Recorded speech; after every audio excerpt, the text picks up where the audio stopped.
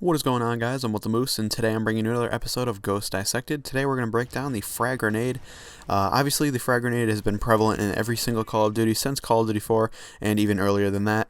But it is something that requires some skill to use, even if you have played previous Call of Duties, and even if you've, you think you've become experienced with the frag grenade. So it's definitely good to know exactly how to use it, and I'm here to tell you how.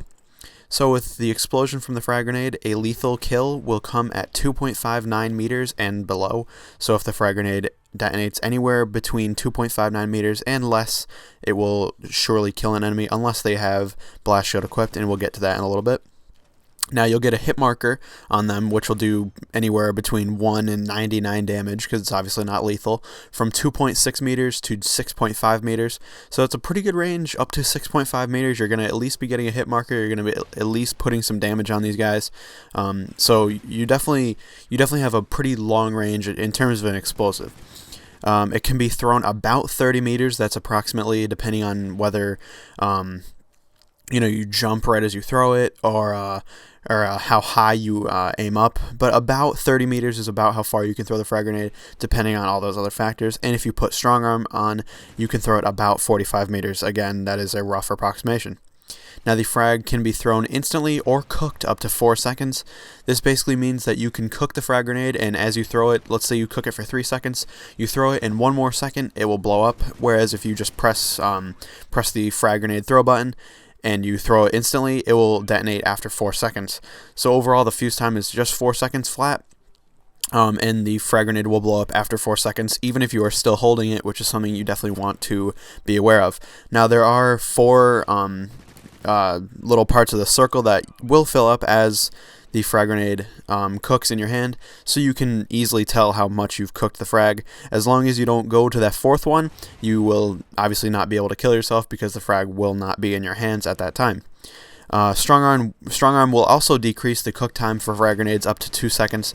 So this means that strong arm is something you really want to be able to practice with, or at least get familiar with, because a 2-second fuse time is really short, and this could work to your advantage drastically. This basically cooks the frag for 2 seconds automatically for you, which is really good.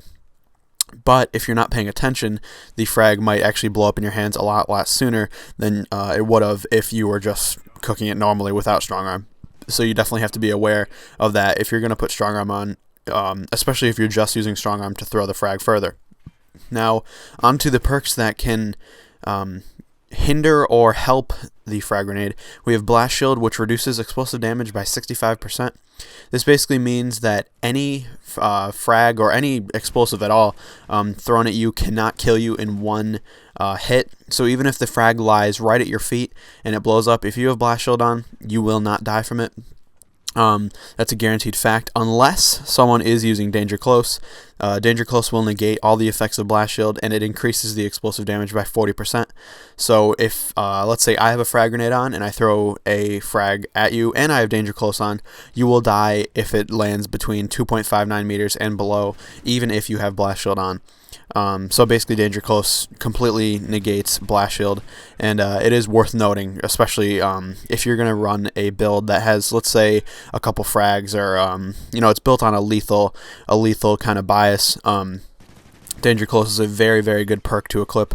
The only problem with Danger Close is it a 4-point perk, so that's kind of a lot to spend. That's half your perk points straight up. If you have at least a frag, a tactical grenade, and a secondary, that's half of your perk points.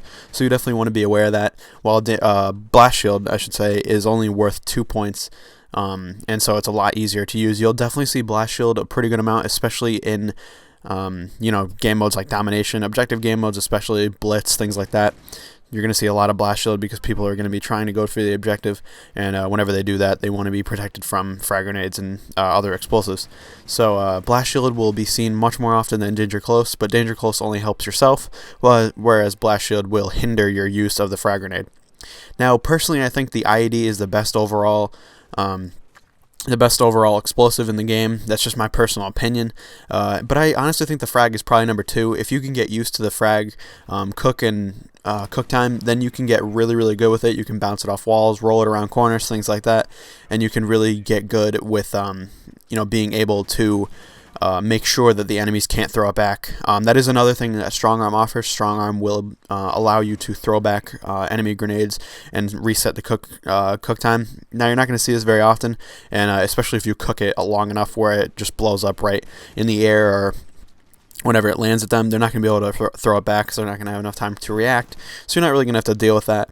And getting good with the frag grenade can really make you a strong player with something you don't really have to do to get close to the enemies. You can kind of just toss it over a building, things like that, and you will, destroy enemies, especially if you have Danger Close equipped. So that's really all I have for you guys. I hope you enjoyed. If you did, leave a like down below. If you want, you can check out the previous episode of Ghost Dissected, which is linked down below in the description. Thank you guys for watching, and I'll see you later.